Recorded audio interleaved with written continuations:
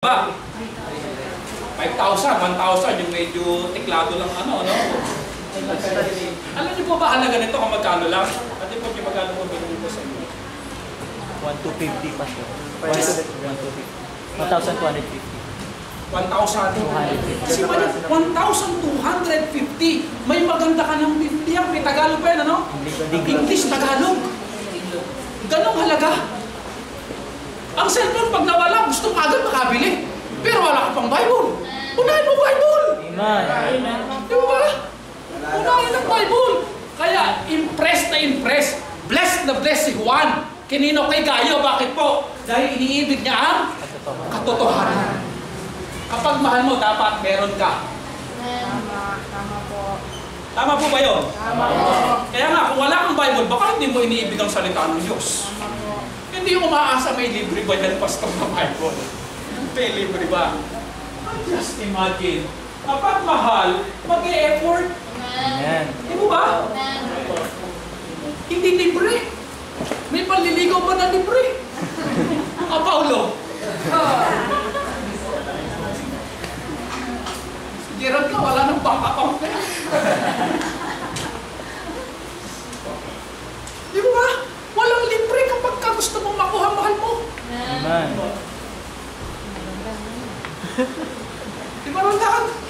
Bitaw naman. Parang ako din, sabi niya. Lahat ng kinibitok sa bangko talaga. Kapag mahal mo, dapat meron ka. If you love the Word of God, dapat meron kang Word of God. Tama po. Amen? Amen.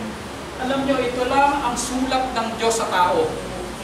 At kapag mahal mo ang Diyos, dapat yung sulat niya meron ka. Tama po. Nung araw talaga, hindi naman uso text-text nun sulatan lang telegrama pa nga ako minsan Alam niyo ba kung minsan kapag sobrang mahal ang isang lalaki at bibigyan niya yung babae, hindi pa uso ng mga kapatid yung papel ng mabaho. Talaga nilalagyan nila ng pulbos. Ano niya? Tapos ipapadalon ganon. Kung pag binuksan ng babae, talaga nababahay. Dahil sa dami, pulbos sa loob. Mapabaho lang, maipakita lang na mahalaga siya. Naglalagay siya ng effort. Tapos alam niyo ba yung mga sulat na yan? Nakatago yun hanggang ngayon. Tanungin yung mga magulang nyo, nakatago yan. Iniingatan ang sulat ng kanilang mahal.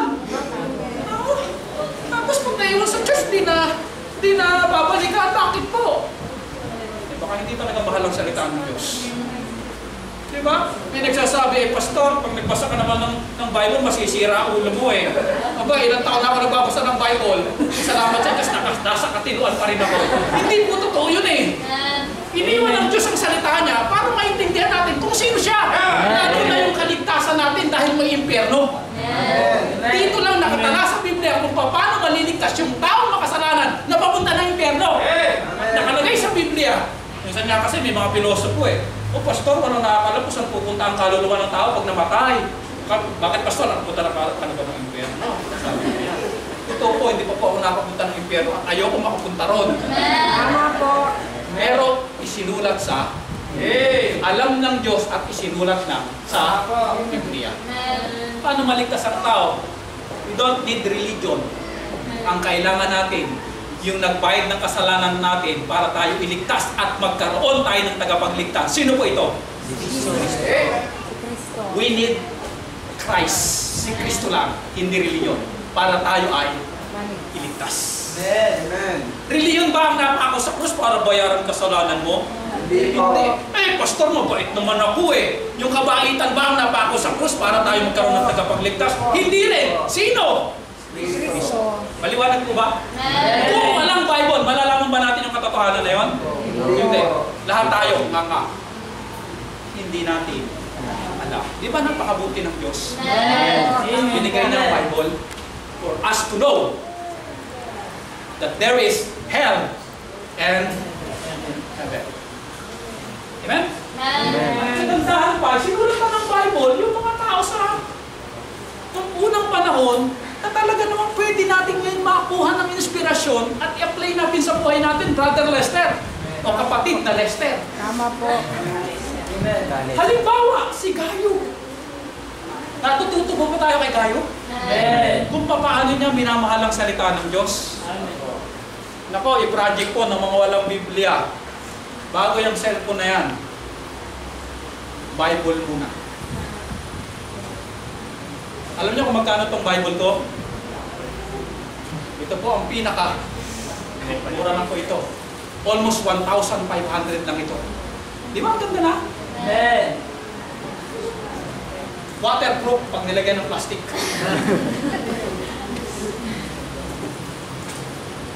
Meron na ba kayong kanya-kanyang Biblia na may Old and New Testament?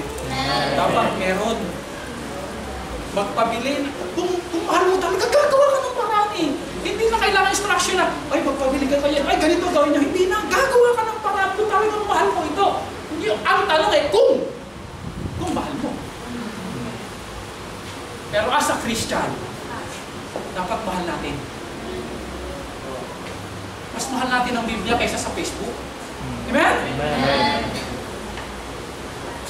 Mahal ni Gayo, ano ang implikasyon, ano ang resulta?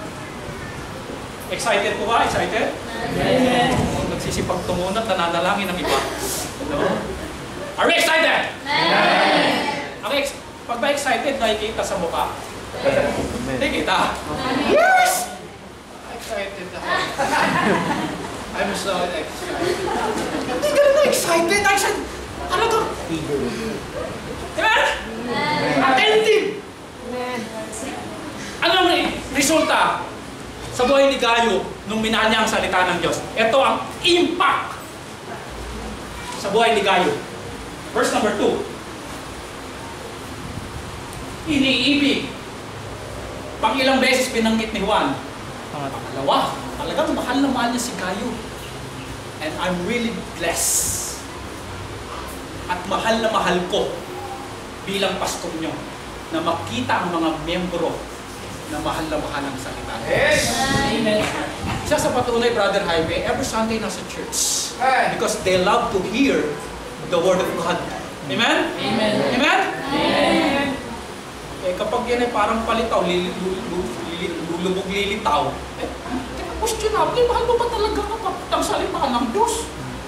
Eh, parang bahing na bahing ka pag nagpipres na si pastor. Are you listening? Amen.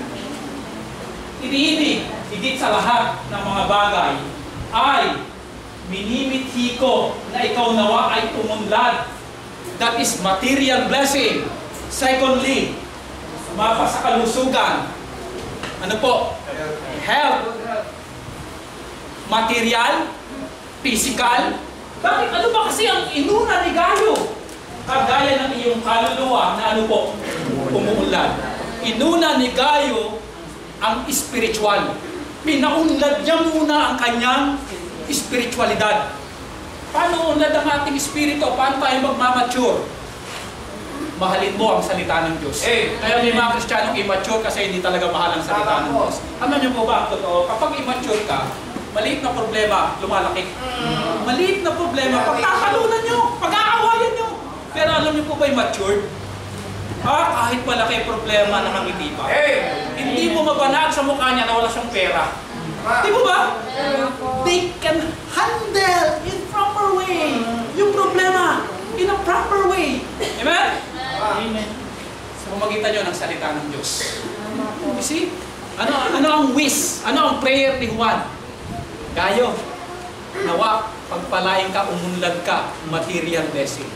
Gayo, nawa, umunlad ka, pagpalain ka, ang iyong physical. Gaya ng pag-unlad ng iyong kaluluwa. It is important na mag-mature. Ang maturity po ba saan nasusukat? Sa edad ng tao? Hindi po. Saan po? Sa mga natutunan niya na salita ng Diyos na ipinamuhay niya. At namangha siya na kapag pala sinusunod ang salita ng Diyos, ganito para resulta. Nagiging better na tao ako. Di po ba?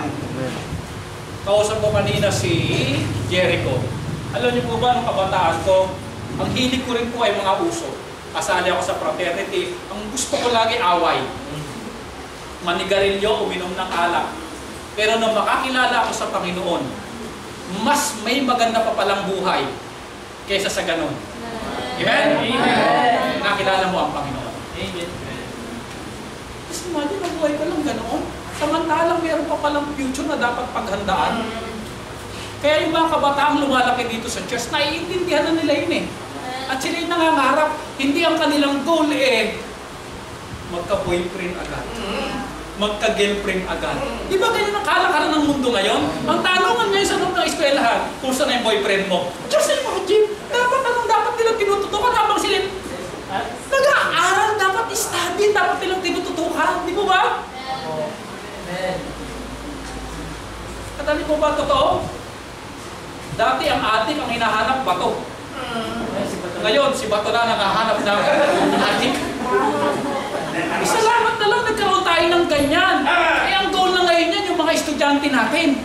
Hindi mo alam sa bahay mo kung sino hinihintay mo. Yung pa bang anak mo na matino o anak mo nang hindi na matino. Di mo ba? Dahil sa influensya sa labas. At ang taong may takot sa Diyos, kahit nasaan man yan, hindi niya gagawin yung mga bagay na ayaw ng Diyos. Saan mo lang matututunan yun? Saan po? Salita ng Diyos. We need the Word of God.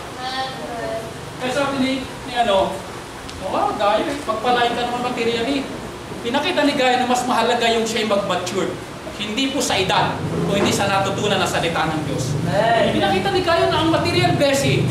Kasi mga kapatid, kapag hindi naman din natin natutunan na mag-mature, kahit material na bagay marami tayo, masaya po ba? Marami nga malungkot dahil sila'y mayaman Bakit po? Marami silang binabantayan. Hindi makakatulog. Naku, paano na kaya yung isang mansyon ko doon? Makapasukin na ng mga akyat bahay gang. Di ba? Because material blessing ay mawawala. Pero yung ikaw, mahubog ang iyong pagkatao, umayos at tumino ang buhay mo. Amen? Na dating chismosa, ngayon hindi na. Di ba ang mga chismosa napapaaway lagi? Nabago ng Panginoon. Dahil wala na, mapayapaan na, nakakatulog na. At nakakaharap niya na yung kapitbahay niya habang nagwawalis. Kasi wala siyang alam niyang hindi niya chinismis yung kapitbahay niya. Pero kapag alam niyang meron siyang ginawa sa kapitbahay niya, ay hindi niya titignan yan habang siya nagwawalis. Gagawin pa dito. Di ba? Are you seeing church? It's important na mag-mature muna tayo.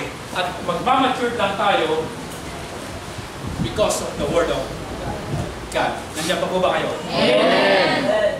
Kaya si Juan, bless na bless kay Gayo. Wow, Gayo. Kaya sabi ni Juan, I pray na i-bless ka na materially.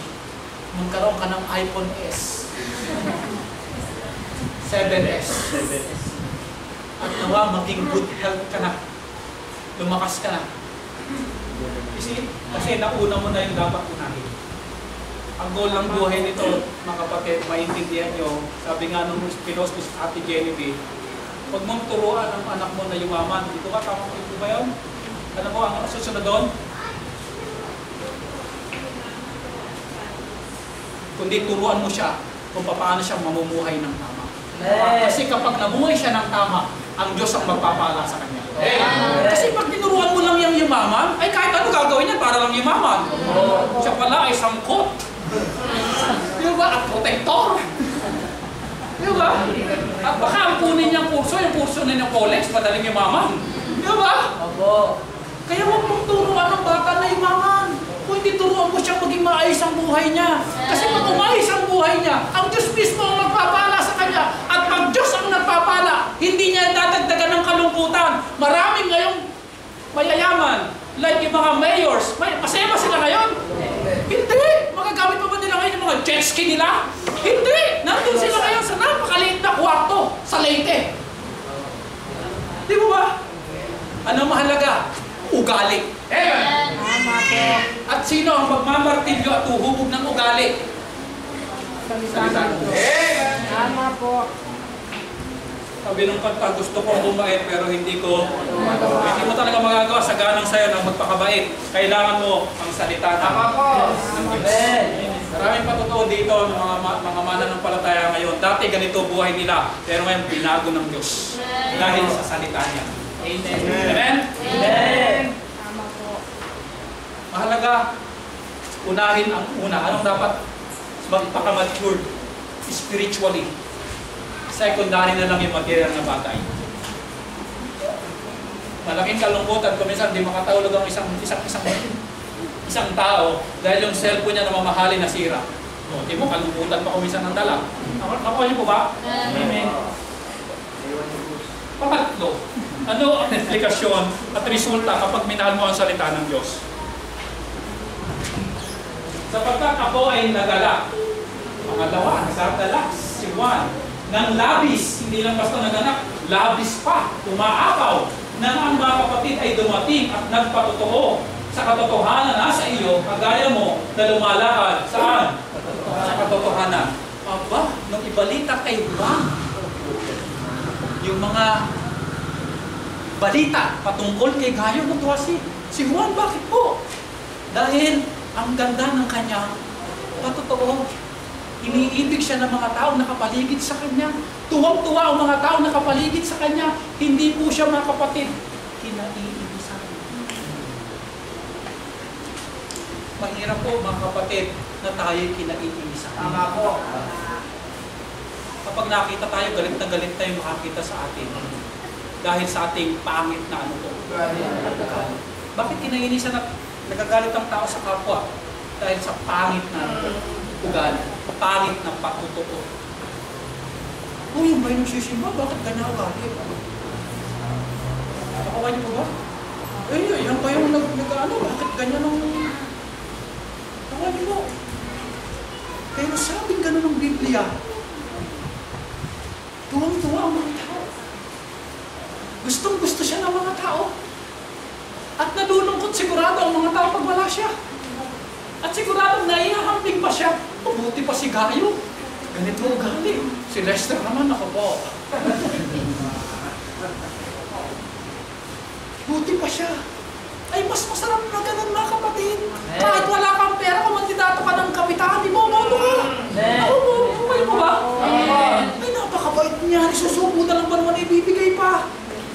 Abay, hindi naman kaano-ano kami. Abay, tinulungan kami ng sagat. Di ba ba? Ay, napakabait niya.